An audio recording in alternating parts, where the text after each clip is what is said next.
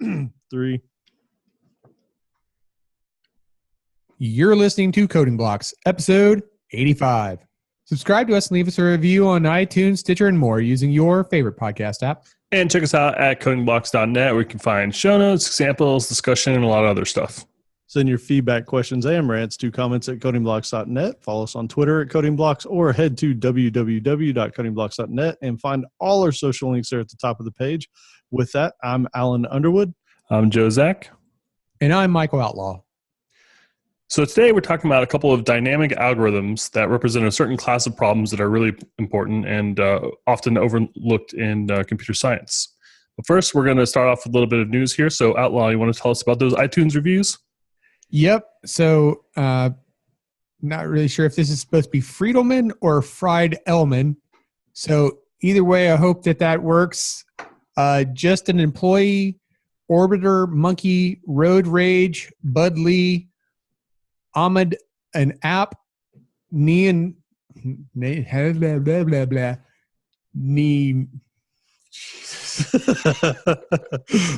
Anonymous, Jones's dad, and Matt.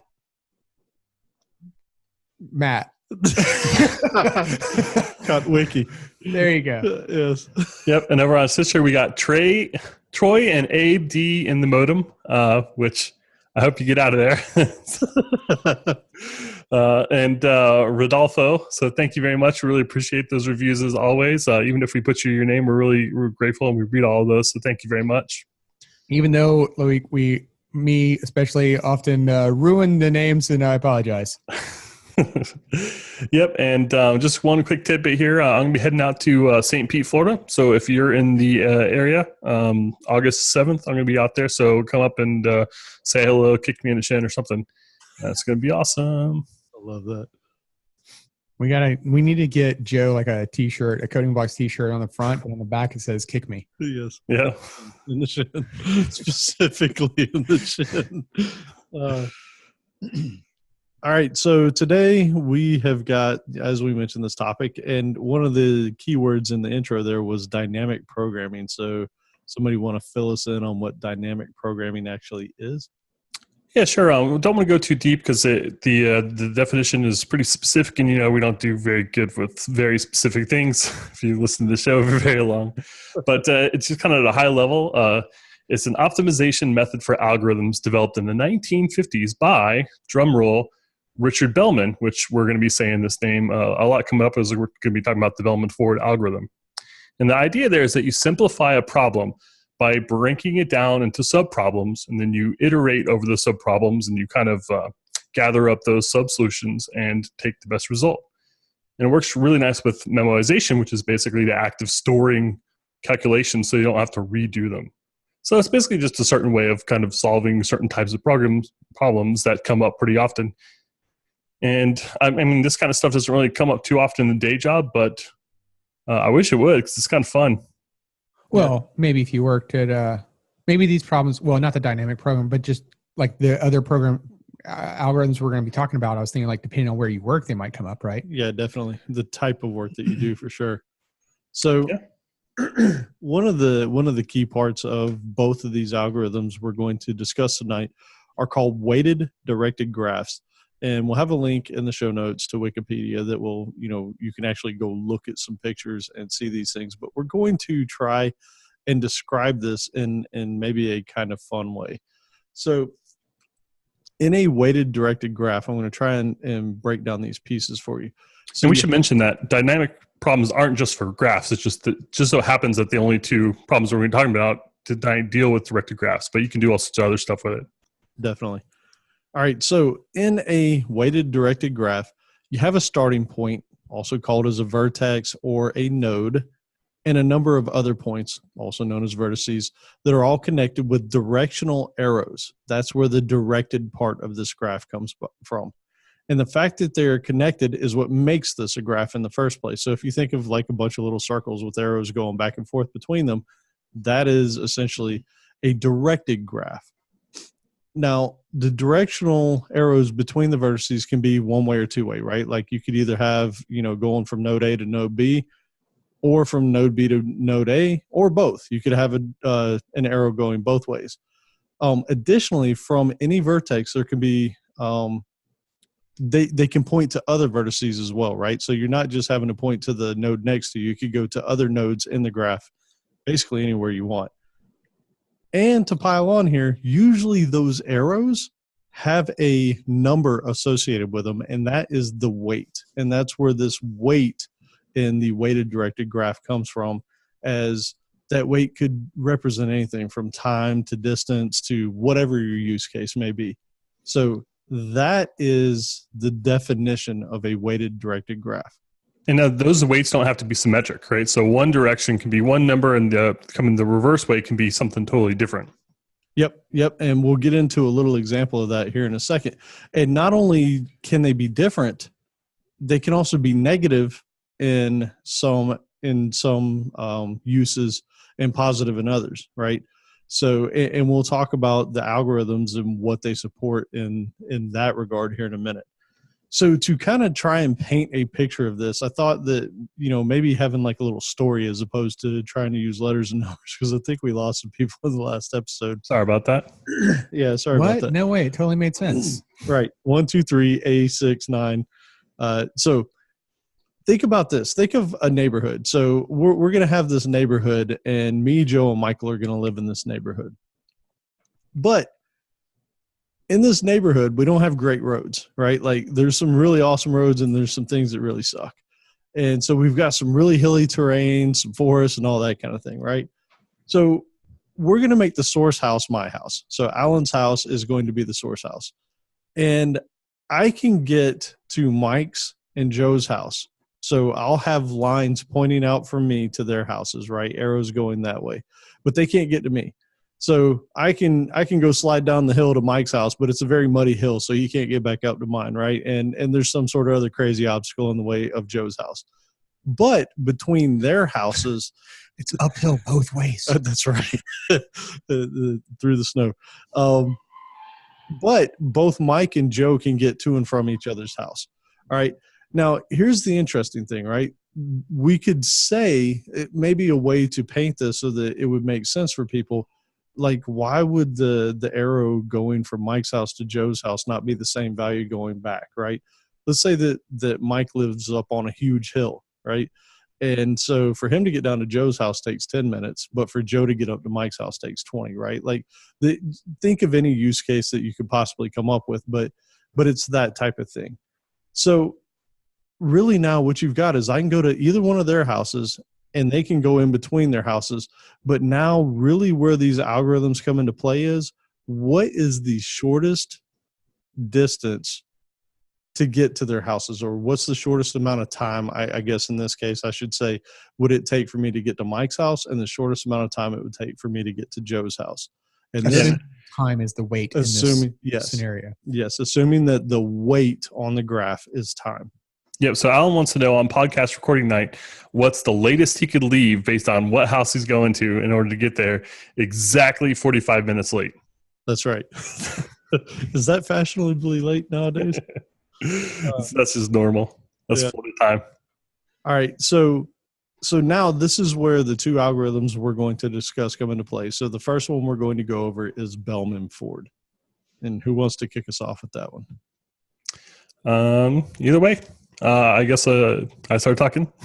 So getting a little meta there. Sorry about that.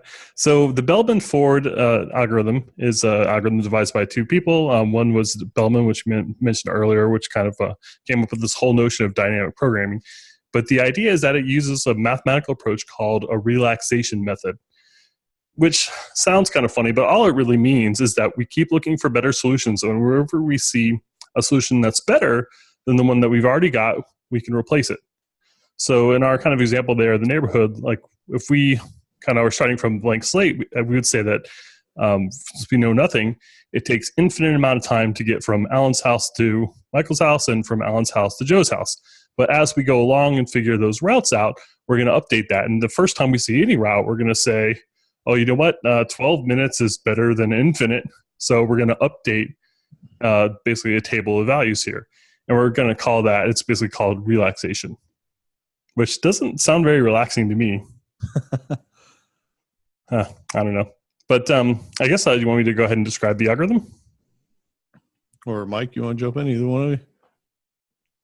It doesn't matter. Yeah, sure. All So we'll start at the home node. So like Alan said, we will start at his house and try to go from there and get the weights for each of the connected nodes and keep track of those. So we started as an unknown. So the weights from Alan's house to my house or to Joe's house were infinite. But then we realized that there is a weight.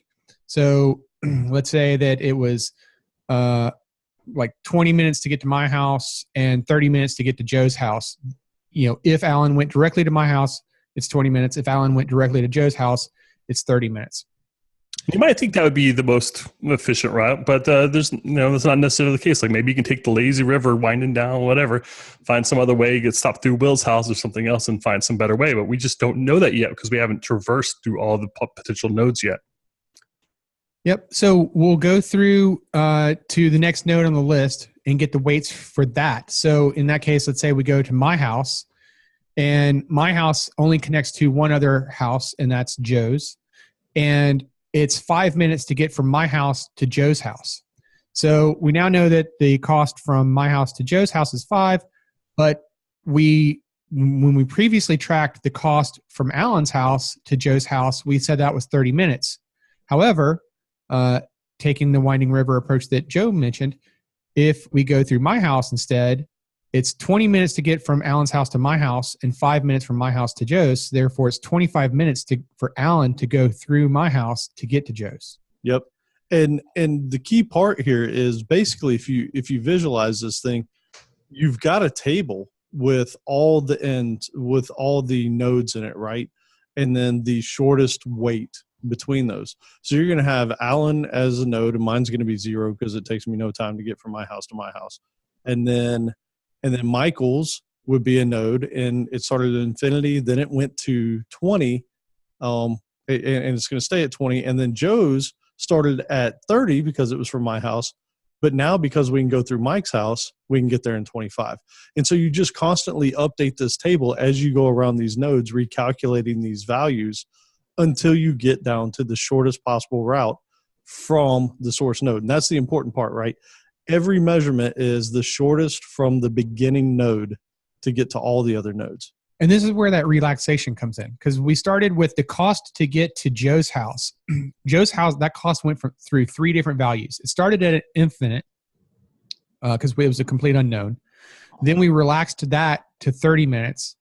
And then after going through my house, we realized we could relax it again to 25 minutes. Yep. And in a nutshell, that's it, right? We did a very small set of nodes here so that we could describe it, not confuse everybody.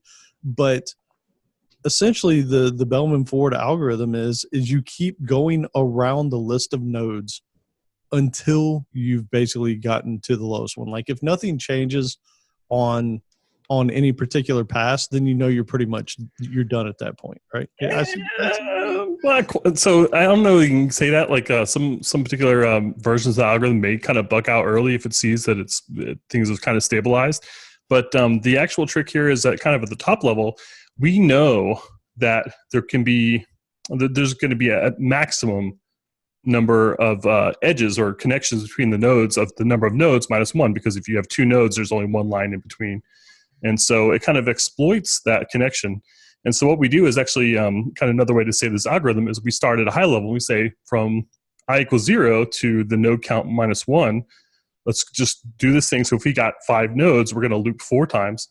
And then we're going to say in each of those sub-iterations, we're going to look at each node and we're going to compare its neighbors and say, hey, am I a better route to get from the starting point to me than me to my neighbor? Is that faster than the time I've got recorded in this table? If it is, then I'm going to record it. And that's where that kind of dynamic problem comes in, because we're saying like each node is kind of doing this smaller problem where it says like, is my time to my neighbor plus the start node's time to me, if we add that up together, is that less than what I've got stored? If so, I'm going to memorize that result. I'm going to store it in the table and kind of forget about the numbers that made it up. I'm just going to stick in that final number there. And then we do that cycle enough times. By the way, that's a very important piece of this that I think some people might be like, well, wait a second, how do I get there, right? This algorithm does not store the routes to get there. This algorithm is all about finding the shortest, the smallest weight to get from the starting point to that node. So even though you might have had to go on through Mike's house and Will's house and, John's house to get to Joe's house, that doesn't matter. The only thing that this algorithm cares about is the end result of what that value is at Joe's house. Yeah, now if you really want that route, you can keep track of it and stuff. It's just going to get, the algorithm is going to get a little bit hairier. But for the main point of this algorithm is that you're going to end up with a table that has all the most efficient times from the start node to all other nodes. And it's kind of counterintuitive to think that you're going to keep recursing over these same nodes over and over and over again. But that's kind of the trick there, is because we're subdividing the problem. We need to loop over those nodes and do each node trying from basically each one to all of its neighbors like that many times. So you're going to hit that A node, that Allen node. If we've got three places in our neighborhood, we're going to hit that thing twice. Yeah. If you have 10 nodes, then you're going to loop through all of 10 nodes 9 times. If you have 20 nodes, you're going to loop through all 20 nodes 19 times. So it's the number of nodes minus that. So it's a fairly expensive algorithm in order to get that. Yep, for sure. So it's outer loop through the node count. So it's literally a for loop between two numbers. The inside there, you're going to hit every single node. And then inside of that, you're going to look at each node's neighbors. Yeah, so we're kind of hinting around the complexity, but let's dig into it though. So real quick, I want to say that in the last episode, we were talking about the as it related to previous algorithms around sorting and whatnot, things like how do we say it, like absolute V and absolute E and things like that. And it was pointed out like, oh, hey, no, we're just dumb. No, it was pointed out, I don't know how I'm going to mess this name up. Zoily left us a comment on that episode and said, no, you're just being stupid. That represents the set. So it's the set of vertices and the set of edges, not the absolute values for them. And I was like, oh yeah, it's been a while since I've had a math class, I guess. So with that, now we can read these, right? And we can say that the worst case, the time complexity for this Bellman-Ford algorithm is going to be the set of vertices times the set of edges. So the number of vertices times the number of edges is your worst case time complexity. And I don't think I mentioned it earlier. The edges are the arrows, the lines connecting the nodes. So the number of total nodes you have times the number of lines that you have. Yeah. Or in our house thing, it would be like the roads. Yep. Connecting to the houses. Yeah. Yep. Yeah, that's interesting. This is the first algorithm I think that we've talked about that split the Big O up this way. Like maybe we'll do an episode on Big O where we're kind of diving into this a little bit more. I just think it's kind of interesting that it actually breaks the input space up into like the vertices and edges. Like normally, for the sorting algorithms, we just talked about the size of the array and we didn't really talk or didn't really look at it any other way. So I just thought it was kind of interesting to take that input and actually kind of specify it that way mathematically. Yeah. Well, I mean, but it makes sense though, right? Because you have two inputs coming in, right? And they're a factor of each other. So, it matters. So here, the best case, as Joe mentioned, there are alternative versions of this algorithm. So the best case, the time complexity is going to be just the number of edges.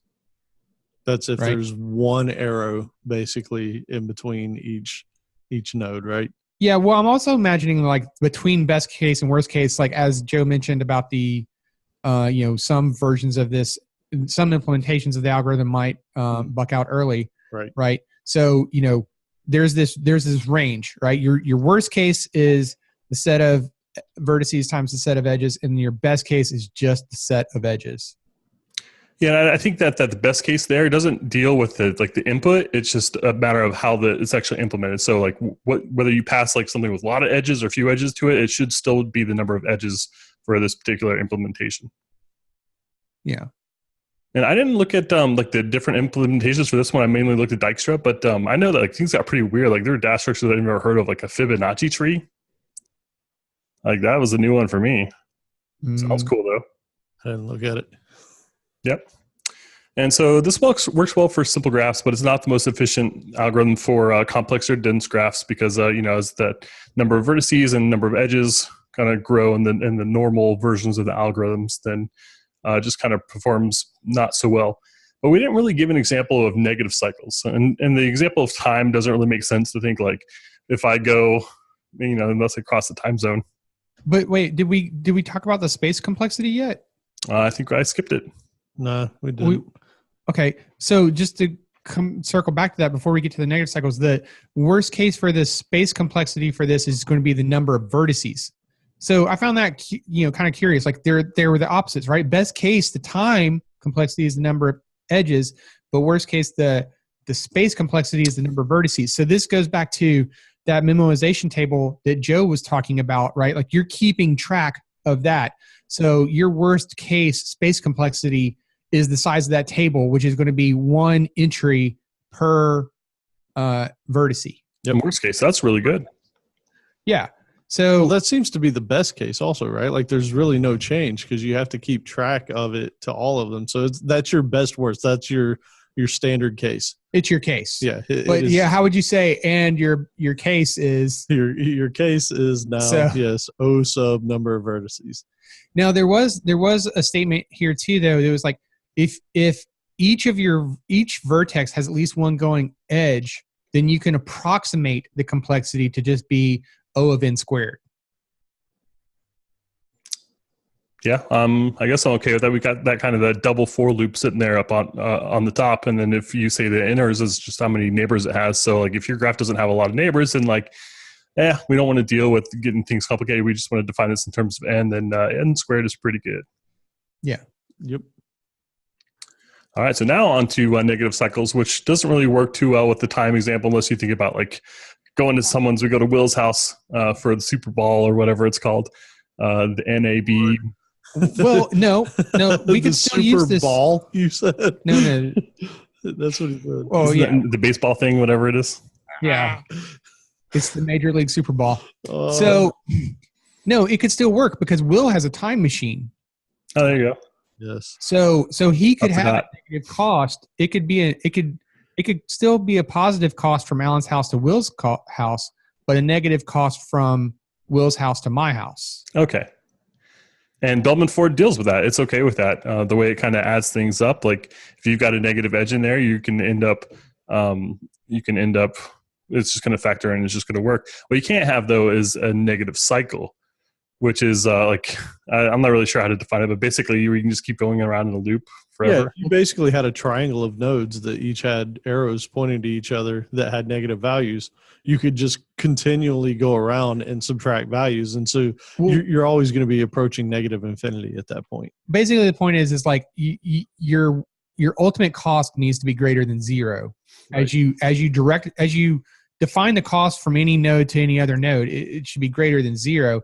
And you get a negative cycle once you start going less than zero, because with Bellman-Ford, as you iterate back around that those nodes again, you'll hit that negative cycle again, and you'll just keep reducing it, which is what Alan was talking about you're just working towards negative infinity.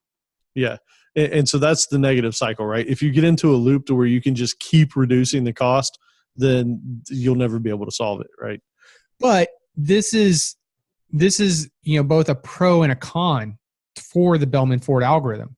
Because on the one hand, because the existence of this negative cycle exists, you can find it, right? You can detect it and just abort early. So if you're looking for that, then once you find that there's a negative cycle, you can report it and you're done, right? So there's your pro.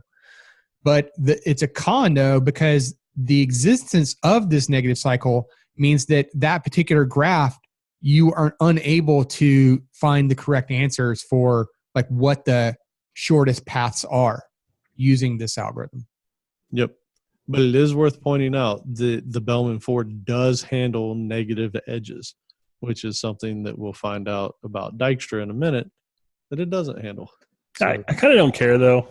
So in all the examples I saw, it was basically dealing with numbers from 1 to 10. So what I figured is you could just add 100 And as long as that negative number wasn't more than 100, then you're always positive. So it's no biggie. Well, what if it costs you money? What if the weight? What if you get paid?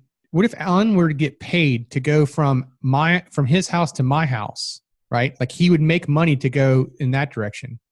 But for him to then go from my house to your house, it would cost him money, right? So depending on like what your weight represents, you might care to have a negative number.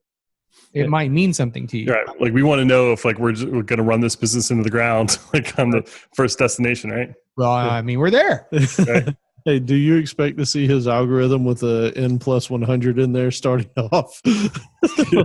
My implementation of Bellman-Ford is I just add 100 to all the node values and I call Dijkstras. I've got it. Add 100. Just multiply everything by something until it's like greater than 0. That's right. Exactly. It'll be fine. It's Awesome. heuristic. So with that, as we do every time, thank you all who have left us reviews. We read them all. We very much appreciate them. If you haven't and you've thought about it many times while you're driving, just a reminder, if we make it easy for you, if you want to head to www.codingblocks.net/review, and we have links there to iTunes, Stitcher, some other places. So, if you would like to give back to us and put a smile on our faces, please do go up there and leave us a review. Greatly appreciate it. Hey, and you know what? We've said we ask about leaving a review, but another way that would really be beneficial, tell a friend.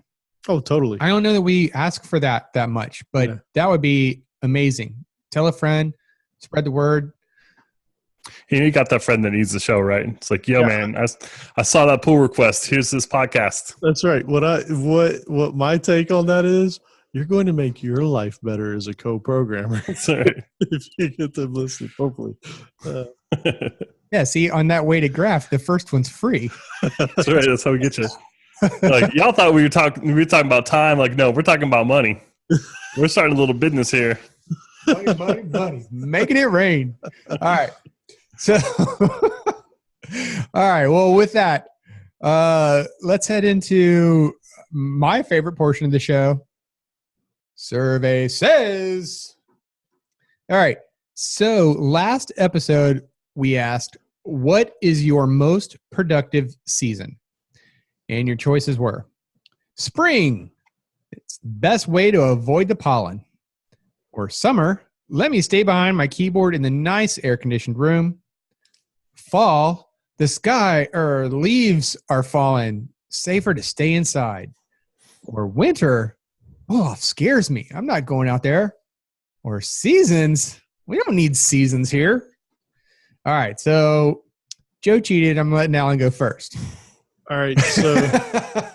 So because he cheated, I'm going to have to figure this out. First off, the pollen thing is definitely a Georgia thing. So what? I'm going to say that nobody chooses that. No, there's pollen elsewhere. Honestly, I think it's the winter one. Just because it's the Olaf. Yeah, it's Olaf. Olaf scares everybody. And unless you have a snowboard, you're not going out there. Right. And the kids are all in school and all that kind of stuff. So I'm going to say this because summer's too many distractions. Let's go with winter. And I'm going to go 37%. 37. All right. And I saw a screen, but it's not my fault. It was a screen share. I got to teach you a lesson here. It ain't your fault. Screen share on the wrong monitor or not realizing that you're still screen sharing when you flip over to something. You know what I'm saying? You know what I'm saying? Unfortunately, I don't really remember what it was, so I'm just gonna say seasons. We don't seasons here, and I'm gonna go with a good old 26%. 26. So winter for 37%, or we don't have seasons for 26%. I want to live there. All right. Well, by Price is Right rules, you both lose. Oh, really? Not really. But you have a winner who picked the number one choice. It's me. And it's Alan. Oh, man. Golly. People don't like Olaf. He's scary. Yeah, but what was the percentage? It can't have been that much lower. 34. Oh, man. Yeah. Wow. Not much. You were both in the neighborhood. I mean, like Joe was at Seasons was the second, and that was 23%. Oh man, these people. Which I want to know where those people live. Right, They have no seasons. San Francisco to San Diego. They're all right there in that bunch. I don't leave the house, so it doesn't matter if there's seasons or not, really. Well, I mean, you got to go outside and get a taco every now and then. It's true. It's true. I'm guessing down where Joe lives, there is one season, and it's just hot. Yeah, it's just hot, like flip-flop melting hot. Our Taco Bell delivers, though, so there's that. Yeah. Are you serious? Yeah. You got Dan. George, get with the program. Dude, Taco Bell delivers. Come on, man. I know, man. Where do you think I got this from? That wasn't from vegetables. Oh, that's awesome. I've got to imagine it's like a Uber Eats delivery service that does it.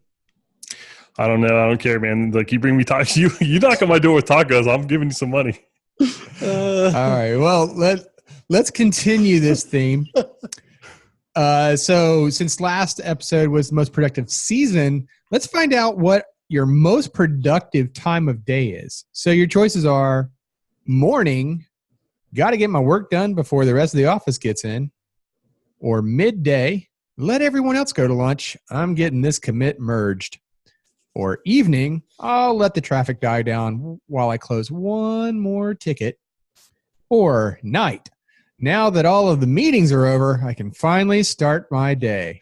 Okay, so now that we've got Bellman-Ford's algorithm behind us, let's talk about Dijkstra's algorithm. Starting with, who's Dijkstra? Yeah, and he's a famous programmer, mathematician. He's the go-to harmful guy that's kind of made some waves. Wrote a bunch of books, and we talked about it not too long ago when we talked about structured programming, which is kind of a way of programming using functionals and compositional deconstruction, kind of like a precursor to OO. And so pretty famous person, and he invented this algorithm that's so famous and so awesome that it bears his name, even though it's not easy to spell for, at least for us Americans. You know what's funny about this algorithm before we get into it? This is naturally how my mind worked. This particular algorithm, like the Bellman-Ford one, like it took me a minute to wrap my head back around it. This one is like, how my brain was like, oh, this is how you would totally do this, right? So to me, the main difference between these two algorithms is that this one is greedy. So it's funny that you say that. Oh, dog on it. I take it all back. Which is, that has a negative connotation, of course, but basically it makes like locally optimistic, I think they call it, changes. So basically, I guess I'm kind of jumping ahead here, but it's really similar to the first one where you start out with this table, you initialize it and say, Alan to get to Alan is 0 and the rest is infinite. We don't know.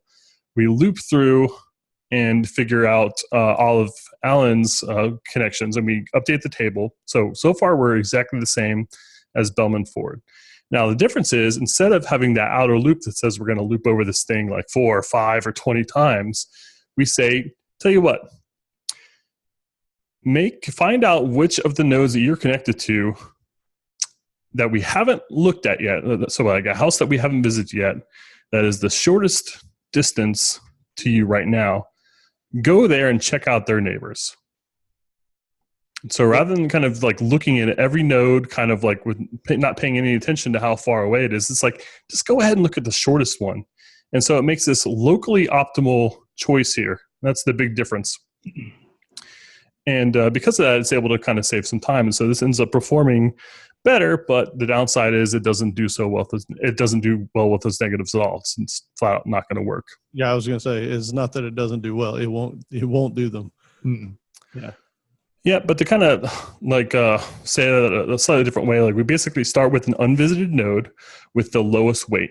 So that first iteration, using the neighborhood example, we've got Alan can connect to Alan. It's the only node we know about because that's the one that we're defining all the other relationships to. So we start there because it's 0.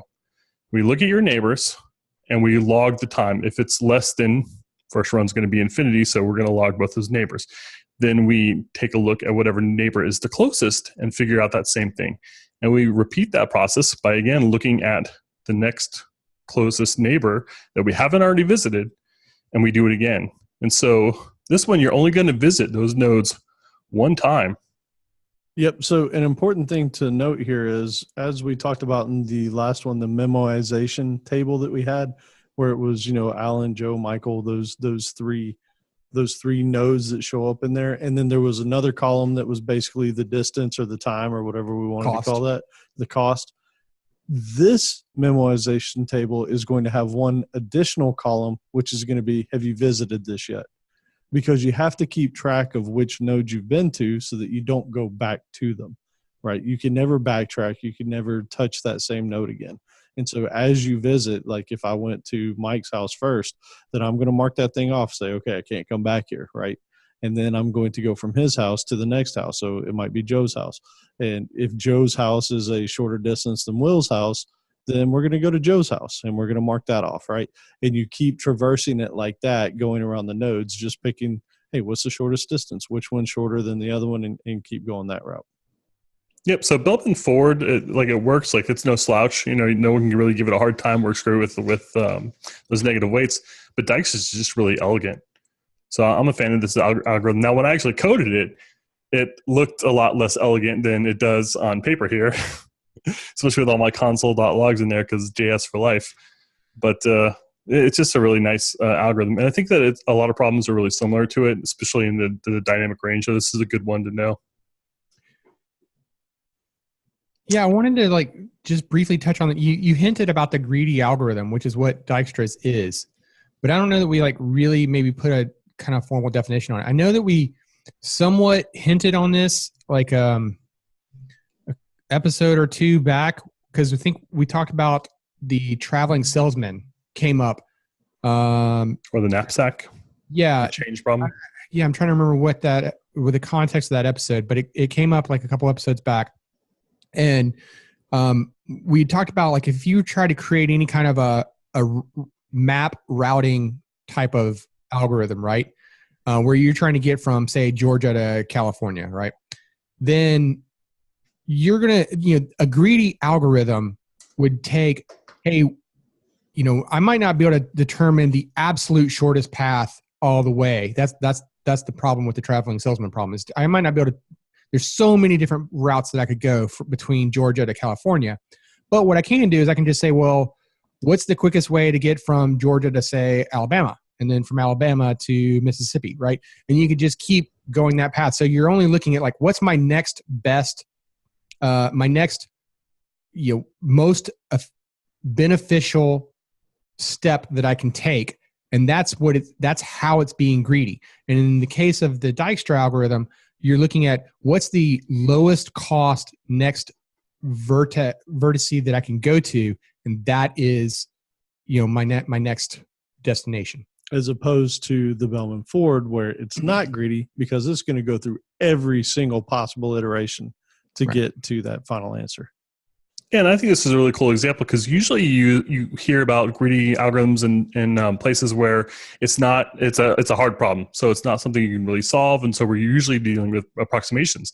But this just happens to be a case where we do something in a greedy way, and it just so happens to be the most efficient way of doing it. It works out mathematically. It's proven to be the most optimum route. Either of you guys have where you most often hear about greediness come to mind? Fake news. Okay. I don't know. No, I mean, I think of the change problem. You got to make 78 cents in the least number of coins. My first thought is well, I don't know. I'm not going to do the math ahead of time, but I'm going to start throwing out the quarters until I can't anymore, and then we'll just go from there. Okay. That comes up in your day job a lot? No. I'm talking about day job. Oh. Either of you? Salary negotiation? I don't know. I see Alan is in deep thought over here. I got nothing. Where I see even the word greedy come up at all in any kind of conversation is around regular expressions. Really? Yeah. You never seen that where this particular expression would be greedy. And if you wanted it not be greedy, then you got to do blah, blah, blah, blah. All right. Well, no, I don't write those. I go to Stack Overflow for those kind of regex. That's what I'm doing wrong. Google. Yeah, you can't write regex like that. That's crazy. Dude, right? I do like writing regex. Oof. Oh, man. Once you get into back tracing or whatever they call it, It is a but that's where regular expressions are another form of greedy They can be fast. greedy because of that. algorithms, though. Yep. And so there are times where you might not want a greedy regular expression. All right. All right. Well, fine. I believe it. I don't know. I guess I need to bone up on my regex. So you're doing something I'm not. Apparently, I'm doing it wrong because I'm not going to Stack Overflow. Yeah, maybe I just slide those tickets your way. So you want to hit us with the the results on this, the complexity and Not really. So I mean, the results of the actual algorithm are exactly the same as Bellman-Ford. You're going to get a table out that has all of the shortest distances or the shortest numbers to all the other different nodes. The complexity gets weird because there's a bunch of pros and cons, and there's a bunch of different ways to do it. You can use like adjacency lists or priority queues, or you can use a matrix, or you can use a Fibonacci heap or something else. And so there's a bunch of different ways. They each have their pros and cons, and so it's kind of hard to really give like one particular value for the speed here. But I don't know. Like, do you guys have a favorite? Well, it's still way faster than Bellman-Ford, right? Yeah. And so, I think the most common one I've seen is the using the adjacency list and priority queue together. So you got big O of the vertexes plus the edges, and that's in parentheses, right? So you add up the vertexes and the edges, and you multiply that by the log of the vertices. So you don't need to look at all of them. Way smaller than n squared. Yeah, because remember we could approximate that other one to O of n squared, and this one is we got those V's and E's in there, but you can kind of think of it as sub exponential. Oh, that's not the word for it.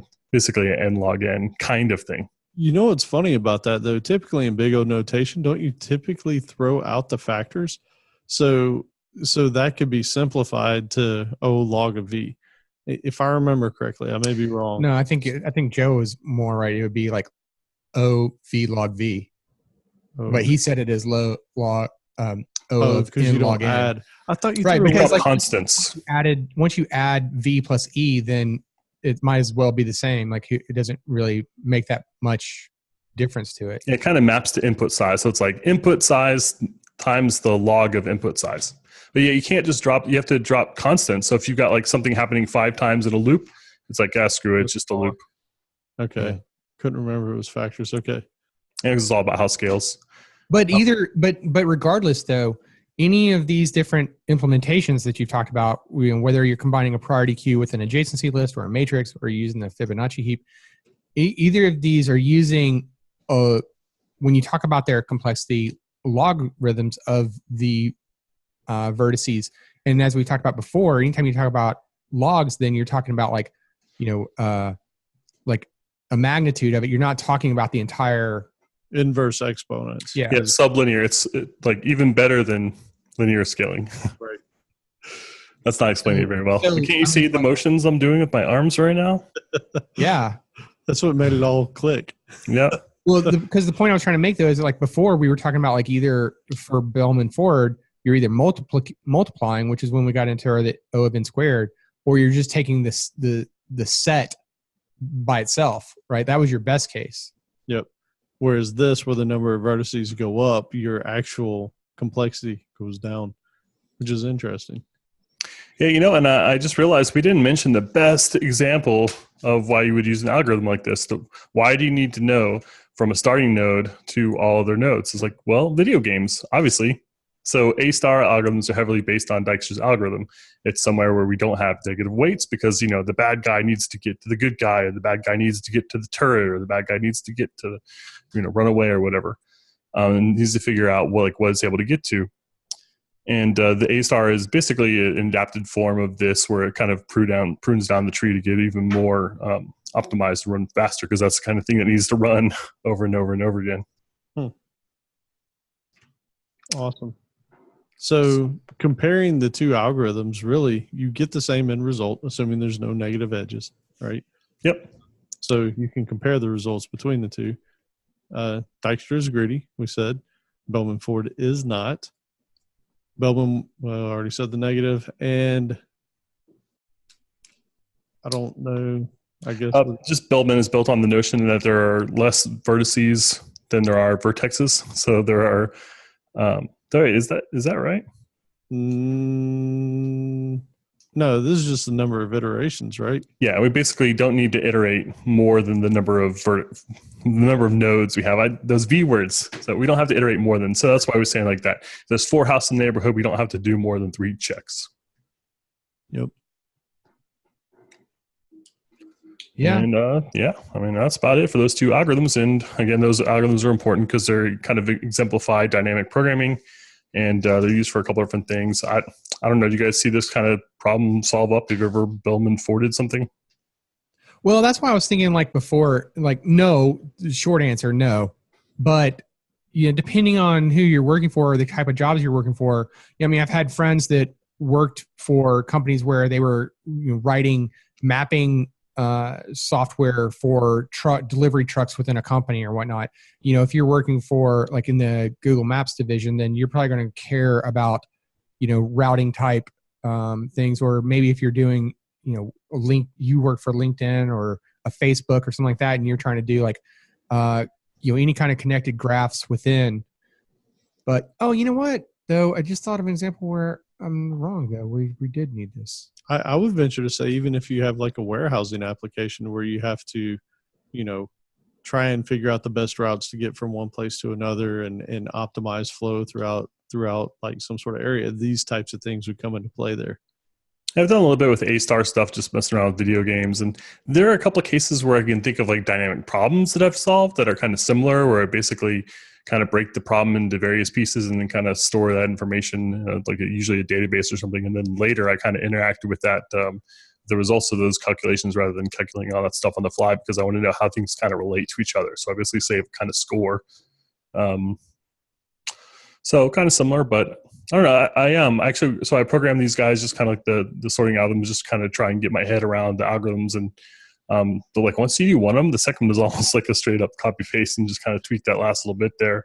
I did like Dijkstra's better though. Yeah, I just thought about something there, like in a previous gig where we did need one of these algorithms, but didn't realize it until we had already moved on, right? Because like in any kind of graph type of programming, right, you're allowing for, if we were to talk about a tree, right, like in our previous conversations about like breadth first and depth first, right, where there was like this kind of like quote parent-child hierarchy, right? But with graphs, you don't necessarily have that, right? My house pointed to Joe's house pointed to my house, et cetera. So, that was bidirectional. You could have multiple houses pointing to multiple like quote parents or whatever in a graph, right? There's no kind of relationship there is where I'm going with that, right? And, kind of, this was kind of like one of the takeaways from, obviously we still have been going on with Rob Connery's The Imposter's Handbook here. And, one of the points that he made in the book though, is like knowing when you need one of these things, right? And he talked about a story where there was actually, it impacted his job because he didn't realize that he needed to know something until it was like too late. He realized it well after the fact, after he already lost the job, but by then it was way too late. And that was kind of what happened with us, is that, well, I mean, not that we lost our job because of it, but we thought that we were looking at a tree problem. And so we started attacking the problem in that direction, right? And, imagine you've got like massive amounts of code and then you realize, oh my God, it's a graph, right? And like by then we were like, oh my God, how do we go back and redo this to make a graph problem? So changes everything. It is important to, to recognize it for what it is and to be able to apply the right algorithms.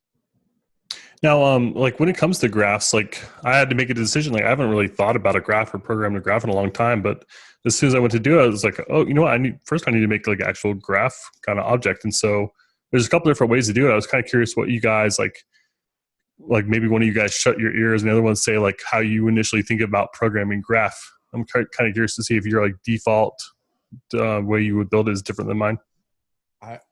I don't have one. You don't have? Oh, I mean, I don't know. What do you? Yeah, I guess not. Mine would have been basically like an array. with the vertices, Mm-hmm. one, and then probably from that point have, I don't know if I do like 2-dimensional arrays to where Yeah. So that's like you're basically talking about a matrix. So you could say like if you've got like the rows and the columns or the different nodes, you can say like A talks to B by row and column, and then B talks to A could be different by going to So you can capture all those relationships there. So that's funny that you said that because that's not the way I did it. What about you, Outlaw? Were you thinking kind of along those lines, or? No, I really wasn't. I mean, I kind of liked where Alan was going with it, but then he threw me with that last part because I was thinking like, oh yeah, okay. So if you had an object that had the the list of here's everything that I can point to. So you could do it multiple ways. You could either have like a 2-dimensional array where you have your vertices and the things that it points to, or you could literally just have a list of like key value pairs that point from this node to that node, this node. Yep. To that node, right? So that's an adjacency list. Yeah, I mean, basically you store all the connections like one big list, and that's got some really nice advantages too. What route did you take? I basically treated it like a tree. So I kind of had like a starting node, and it had its neighbors, and then each neighbor had neighbors. So it basically I programmed it like as if it were a tree, except that it could have cycles. So Yeah, I don't know. How do you handle the cycles at that point, Well, or is each node have its own tree? Well, how do you have and how do you handle it if it has multiple parents? It's fine. It doesn't have a notion of parent. It only has a notion of neighbors. So it's like a tree, but it's not a tree. Okay, so basically what he's saying is if we use the house examples, right? Like my house to your house, and let's correct me if I'm wrong here, Joe. Let's say that you two could go between each other's houses, but I could only go to your house, right? So I would be at the top of the tree. Then your house would be next. Then Joe's house would be next. And then your house would be next in that tree again, right? Yep. Yeah, because the one arrow would be from your house to his house. And then the next node or child in the tree would be going back to you, but it would be a child of his in the direction he could flow your way. Seems like it would be kind of expensive. So yeah, I don't think it's efficient. In terms of a large, like as the size of that tree grew. It could be. Now, the interesting thing is, though, when you do it that way, you're not pointing to an object reference, right? It's literally just a named node. Well, I did pointers. So like I did pointers back to my nodes. Oh, you did really? Yeah. So like you would have your first node, and you could think of it as like an object. It's got a value, and it's got an array of pointers, or as a linked list of pointers. It's called an array of pointers that would point to its children. And each child had their value and an array of children. But now if they, if they point to another node, they don't have to recreate this. It's not duplicated. It just, that pointer points back to the parent or wherever it needs to go. Like parent doesn't even make sense. It's just list of connections. I mean, originally, like one of the thoughts that did come to mind too was like a doubly linked list. But then I didn't like the idea of like, well, when you talk about doubly linked lists or just linked lists in general, you're only talking about like one, connection point, right? And so that's why as soon as you said array, I was like, oh yeah, that'd be much better because then you could like have, hey, these are the things I can point to, like a whole list of those things, and it could be, however many that particular one's needs, it could grow to whatever its need is. So. Yeah, like my the way I did it is definitely not good because like if you need to remove a node from this list, like you got to recurse the whole thing looking for like pointers to it, unless you do the doubly linked list, and that would kind of get you around the problem. So I knew this was not an optimal way of doing it. I was just kind of like interesting. Like when I after I programmed it, I went to go look like how other people did it. I was like, oh yeah, these people did it like better data structures than I did. So I was just kind of curious how you kind of thought about it conceptually. So this was a map that we were making. If we were going to create this for a mapping solution, maybe we would have all the cities with their roads, the fastest roads that would connect to the city, and that would be how we would decide which cities make it into our list. Or like, okay, so if I wanted to make, let's continue on with this array idea, right? So I want to say, what cities can Atlanta connect to? Say airports. Where can you get from the Atlanta airport? Well, the reason why I wanted to go with roads is because I want to pick the roads. If I'm creating a list of cities that Atlanta can get to, I want to only target what are my fastest roads. because those might be my weights, right?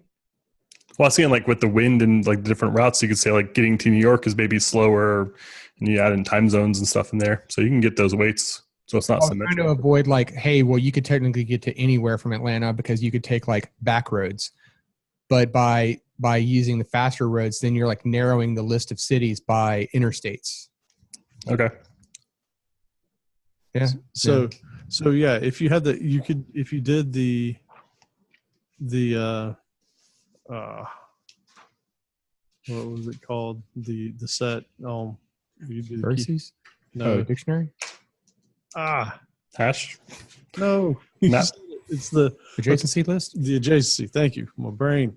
So yeah, you could do it that way, and you'd literally just have key value pairs of Atlanta to Montgomery, Atlanta to Nashville, Atlanta to whatever, right? Yeah. Mm-hmm. Or if you did the array type thing, which it might end up being more like the tree, like what you were talking about. If you had a 2-dimensional array, you'd have Atlanta, and then in there you'd have a list of all the points. Like Atlanta would be your first index of your array, and then the second portion of your array would be another array of just a list of all the cities that it could attach to, right? Right. So like, going from Atlanta, you might have, what's that? Tennessee, like Nashville. Chattanooga. Chattanooga. Thank you. Chattanooga. See, I'm so good at geography. Let me tell you about my geography. I don't know if you heard. All right. So you might have Chattanooga might be in that list. Birmingham might be in that list. And, Macon, Georgia might be in that list, right? And if you're trying to make that routing back to California, going back with what we were talking about earlier, then, you've narrowed that list down to only the fastest roads that, because those you can get to by interstate, right? So now when you look at it from a greedy point of view, you could say that, well, Atlanta to Birmingham is going to be my most optimal way to get to California than the other twos because it takes me more westwardly than Macon or Chattanooga, right? Mm-hmm. Yeah. I'm like looking like no one really did it the way I did it. So everyone says basically you do adjacency lists or you do a matrix. So I'm like the way I did it works. I'm sure it's not optimum. So it's probably crappy for lookups and crappy for edits. So it's just and not a good data structure for this. But you did yours by a tree. Well, I didn't. It's not a tree because it's got cycles, but it's like you would like. I basically have a node, and that node has neighbors. And the neighbor, I store the weights in that array too. Right, but you have a list of neighbors. Yeah, that's an array. No, yeah. Wait. That's the way we're talking about it. Then. Well, it's an array with the dynamic size. Yes, but that's what we said. That's a list. Yeah. So it's similar to a tree. It's like a tree that can. No. Stop using the word tree. It's not a tree. You made it a tree. It's a list. A tree would be object left, object right, or child left, child right. Yeah, a tree. It's not one. It's not really one list. A tree would imply that there's a node has one parent. I got to see your code. That's basically what it boils down to. I can show you. We're gonna do a pull request. Can you have it? Can trees not have cycles? Is that like? Then it becomes a graph. Yeah. Well, then what do you call that kind of implementation? If you have a tree and then you add a cycle, that's a graph. A graph. Yeah. What do you call that implementation? If you've got pointers to the other objects, then you've created a relationship graph. Okay, so it's a graph, but it's not an adjacency list, and it's not a matrix. So I don't know. It's just a graph. I just made a graph. No, what I'm saying is if your tree has cycles in it, as you're saying, where like one node can circle back to a parent, right? That's what you're saying? That's what you're calling a cycle? Yep. So in that case, that's not a tree, that's a graph. Yeah. But like there's multiple different ways to implement a graph. Like you can do it with a matrix, you can do it with the adjacency list, or you can do this weirdo thing that I did. Which doesn't have a name. Weird because this was basically. I didn't think it was that weird. I want to see the weirdness. I really do. All right. I need to see the weirdness. All right. I can. All right. Well, we're going to move on to Alan's favorite portion of the show. It's the tip of the week. That's right. So what you got, Jay-Z? You're up first. Hold on, man. I'll look at my graph. Oh. All right. So this is a really good one. While I was working on these algorithms today in VS Code, I did in JavaScript for life. I kept having to go back and run stuff in the terminal. So I would go type. Then I would go click in the terminal, and then I would click up and run my thing. It wouldn't work. So I would go back to the editor pane, make another change, add another console log, back to the terminal. I was like, man, it stinks that I have to keep taking my hand off the keyboard, click the stupid terminal. So I looked for a shortcut, and there isn't one. But I found a link on Stack Overflow where somebody was able to set up conditional key bindings in Visual Studio, which sounds tougher than it is. You basically just paste this stuff in a little file. And what it does is it lets that control, tilde or backtick, that normally opens up the terminal. It acts a little differently now. So I pasted this into my VS Code. And now when I hit Control tick, it'll open up the terminal if it's not already open. If it's open and I'm in the editor pane, it'll put me in the terminal. And if I'm in the terminal, it'll put me back in the editor pane. So nice. What it really just means is I don't have to use the mouse to go back and forth between the pane and the terminal. I like it. Yeah, and it's the shortcut that was already being used for the terminal. So rather than that now just opening and closing the terminal, it just toggles back and forth because I like to have that thing open all the time anyway. Now, okay, I was super curious about this. Do you guys find it inconsistent with Control tick opening the terminal? Inconsistent? You don't want it to do that? Well, sometimes you want it to and it doesn't do it, and you're like, why aren't you opening it? I don't know that I do it enough to notice. Yeah, I would just always have it open, so I don't really know. That's why I can't ever. Yeah, and I have that problem where it's even right now, I have code open right now, and I will do Command tick because I'm on a Mac, and I get nothing. It's looking at me like, you're crazy. Why would you do that? Wait, isn't it Control tick? Well, I thought it would be Command on that. Oh, yeah. All right, you're right. No, because that'd be the equivalent of Windows tick. Yeah, you're right. Yeah. Is that what it is? Maybe that's what I'm doing wrong. Dang it, I'm doing it wrong. All right, nothing to see here. Moving along.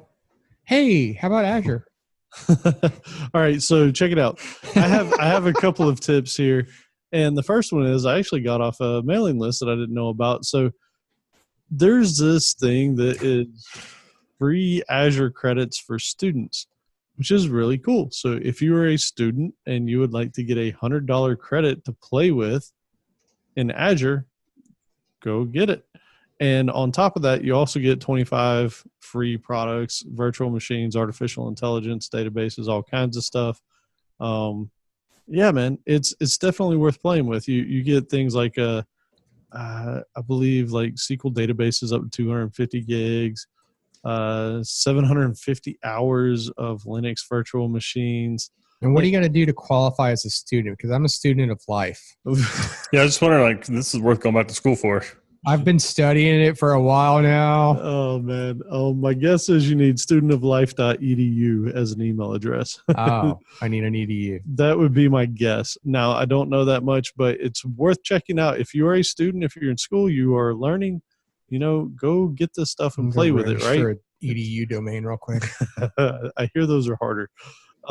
So, yeah, I'll have a link in the show notes for that. And then also, I've talked about this in the past. I want to say Instagram, I had mentioned their engineering blog was just amazing, right? When they were talking about how that they ended up scaling their Postgres implementations where they sharded things out and they talked about their complications and all that.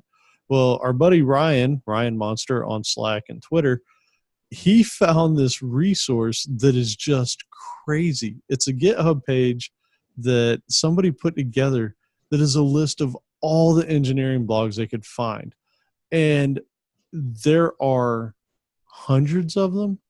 Literally you could burn days, weeks reading these things. And there's probably just gold nuggets in here, like the Netflix ones, the Instagrams, they got Flickr.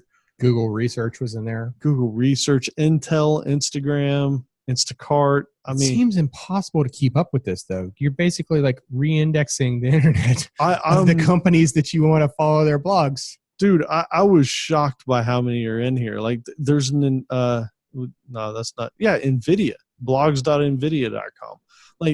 Like these are companies that are solving like big problems, and they're problems that a lot of people like. If you ever want to see, what kind of interesting things are people having to solve, and then he also lists a bunch of individual blogs as well. So, and technologies. So it's not just companies. So like you might follow a Microsoft blog, but what if stick with me here? You want to follow the Microsoft Edge blog? Doesn't everybody? You could do that. You could do that. Yeah. So definitely check out this list. I mean, there's probably some just really good information in here. So that's it for mine. All right. In mine, I'm going to credit to Chris Bennett, who emailed us this great tip, which is, have you ever been in Visual Studio and you're editing around and you hit F5 and the wrong project starts up? Yes. Right. Yeah. So this little tip here, I'll have a link to it in the show notes. But basically what you can do is you can right click on it, select set startup projects, and there's a radio button there called current selection. And what you can do is as you move around files within your solution, it'll automatically select the project for that file so that if you do the F5, it'll start the correct one. Now that's cool. This is going to be beneficial if you have multiple multiple launchable, independently runnable projects within your solution. That's really and cool. Not just like DLLs or something like that. They're together, but it's a pretty neat little tip. You can see a visualization of this in the link that'll be in that too. Good stuff. So thanks, Chris, for writing in with that tip. Yeah, definitely. And I have a correction to make. Rada from earlier in the episode. And first of all, I got a big apology to Will Madison because I know he's going to hit me on this. I misspoke. So an adjacency list is more or less what I programmed. I read the description wrong. It's a little different. It's a little bit better, but it's basically the same kind of deal where you keep an array of the nodes, and inside each array, you keep that list of neighbors. Okay. Yeah. Yeah. So I just had a suboptimal way of kind of like I didn't keep an array of them, which just makes it easier to kind of pop around in there without having to search through the whole list. But it's pretty much what I did, just not as I didn't do as good of a job. Now, the thing that I described where you basically keep track of each pair of things is connected, that's called an edge list. Okay. Edge list. And so edge list and adjacency list are not the same thing. I got them confused when I was reading up earlier. I know Will Madison, he's going to know, and he's going to get me on it. Say the edge list again. That's the edge list is the one where you keep track of all the edges. So if A connects to B, you're going to have a big array that has A comma B. Yeah. And then A comma C and A comma D. And the adjacency list, you've got an array with all your nodes. So A, B, C, D are in the array. And each array, each index is going to point to a list of all the neighbors for that node. Right. So that's really similar. Three-dimensional array that I mentioned initially. Yeah. You described an edge list, not an adjacency list. So sorry about that, everybody. No. Yeah, I described them both. The two-dimensional array would be an adjacency list. Matrix. No, that's the matrix. So there's three different ways. Oh. And that's why when I was Googling earlier, I was getting confused because I kept seeing adjacency list or edge list, and I was thinking it was the same thing, but it's totally different. So edge list is the list of connections. Adjacency list is a list of all the nodes where each node has a list of all its neighbors. And there's adjacency matrix, which is the rows and the columns that show the connections. Okay. The only one I was ever thinking of then was the adjacency list. Okay. And that's the one that's most similar to a tree. Maybe that's why we got no. Stop. No. But it is. It can be. Well, I mean, depending on like if you had a plain graph, but the difference here is that the graph can allow it to, have circular references or, like quote parents. Yeah. But so if you got a tree and you have a bug in your code and you accidentally connect one of those nodes to a parent, is it no longer a tree? Well, that's what I'm saying. Like, So okay, let's take this back to real world. In the example that I was talking about before, where like when we started the implementation, we had mistakenly worked under the premise that, hey, this is a tree. Then we weren't even allowing for multiple. Right. So it wasn't like there was, it wasn't like there was an option for multiple parents. There was the one parent. Yeah. Right. But I could goof that up. You just add that parent as a child and have that parent not having children. I can goof up anything. And in the real world, I'll have you know, I've seen some funky trees. Sounds like a song. But then the problem is, like, how do you know when to stop? Like, you're trying to create this tree. Oh yeah, that tree is not going to do very well. Yeah, and it gets way more complicated than that, because like even your scenario, from a space problem, you're like way increasing the space because that parent might point to multiple children, and each of those children might point back to another parent that you're going to like. Now you're just increasing the your space for that. But they're all pointers. I'm not duplicating the nodes. Well, maybe they're pointers. I don't know how you're implementing it. Yeah. I mean, we're running off the rails because like I can do anything really poorly. We've proven that. Listen to this guy. All right. So you thought we were going to make it through this episode without getting confused. Yes, we mostly did. Yeah, tricked you. We got you. So check it out. We do have some resources we like. One of them is the Imposter's Handbook that we will have a link there. We've got some Wikipedia links. There's also a couple of YouTube videos that were pretty helpful in just, being able to see exactly what's going on and what we were talking about. Hopefully we simplified it a little bit, but, seeing a video with some additional nodes and vertices will help drive it home even more. Yeah, I found one article that was it described itself as basically the FAST, like capital FAST. It's an acronym, the FAST method for solving dynamic problems. So if somebody throws a dynamic programming problem for you to you in an interview, then you could kind of follow these steps. And it was a pretty cool way of kind of breaking things down. Hopefully, I don't get any dynamic programming problems in the interview, because it was definitely harder than it should be for me to have implemented both of these. Cool. All right. Well, with that, thank you for listening, and subscribe to us on iTunes, Stitcher, and more using your favorite podcast app. As Alan mentioned earlier, if you haven't already, be sure to leave us a review by visiting www.codingblocks.net/review. And also, like I mentioned too, please share with a friend. Mention it to a friend. That would be helpful. Awesome. And while you're up there at Coding Blocks, go ahead and check out all our show notes, which are extensive, examples, discussions, and more. And send your feedback, questions, and rants to the Slack channel, codingblocks.slack.com. We hang out there, and also a lot of really smart people hang out there and help us figure some of the stuff out, usually retroactively, unfortunately. But make sure to follow us on Twitter at codingblocks, or head over to codingblocks.net, and you can find all our social links at the top of the page.